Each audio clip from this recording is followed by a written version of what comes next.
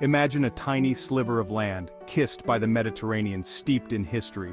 This is Israel and the Palestinian territories, a place where three major religions converge, and ancient grievances simmer beneath the surface.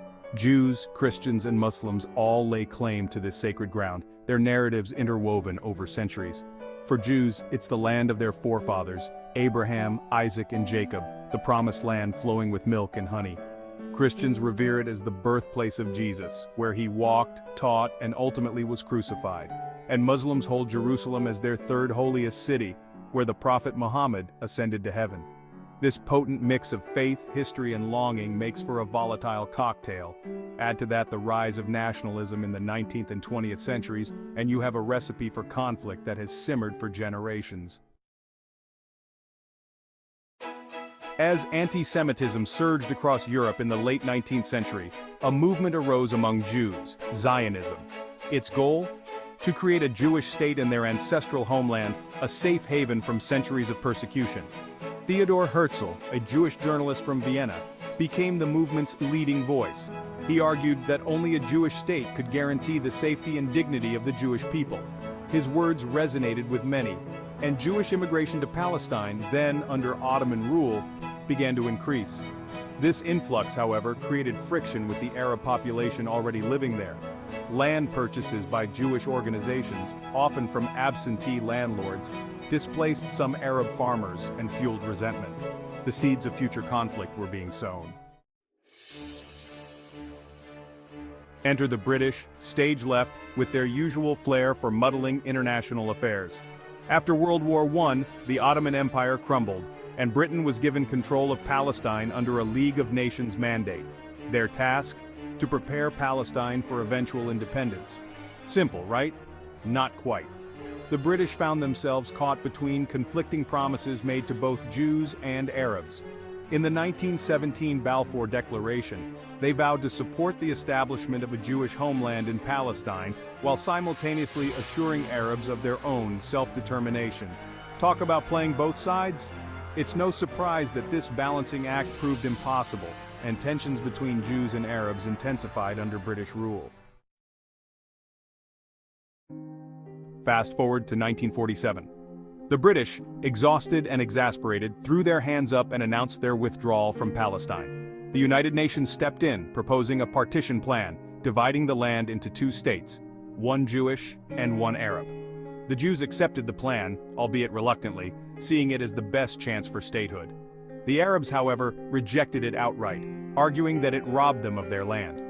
War erupted immediately after Israel declared independence on May 14, 1948. The result?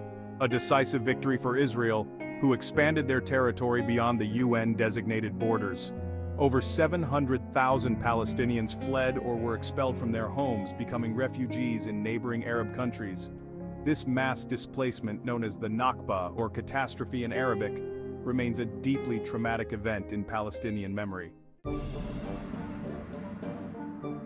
The 1948 war was just the beginning. Since then, the region has witnessed a series of wars and uprisings, each leaving its own scars.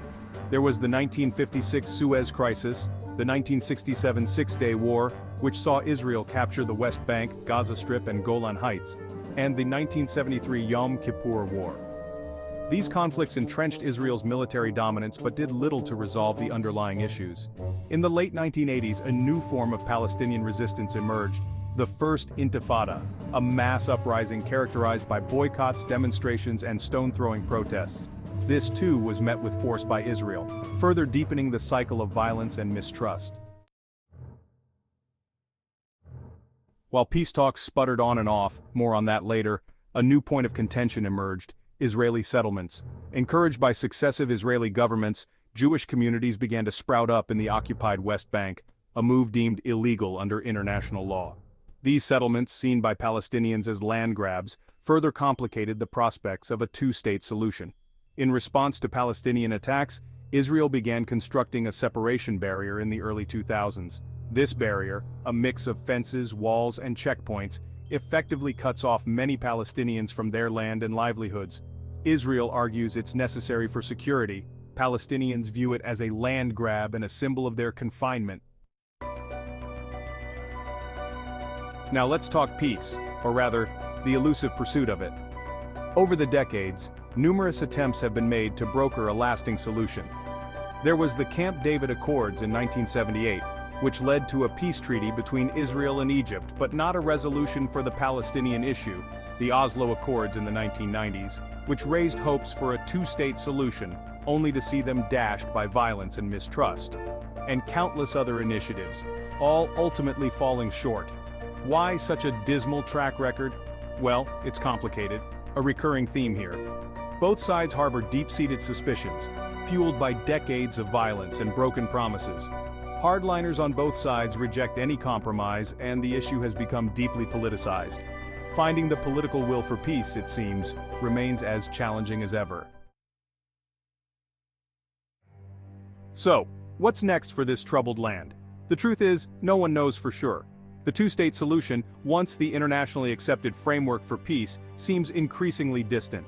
Skepticism abounds, and the possibility of a single binational state, while fraught with its own challenges, is being debated more seriously. One thing is certain, the status quo is unsustainable. The cycle of violence, settlement expansion, and mutual recrimination benefits no one. Ultimately, a just and lasting peace can only be achieved through dialogue, compromise, and a recognition of each other's humanity. Whether such a future is possible remains to be seen.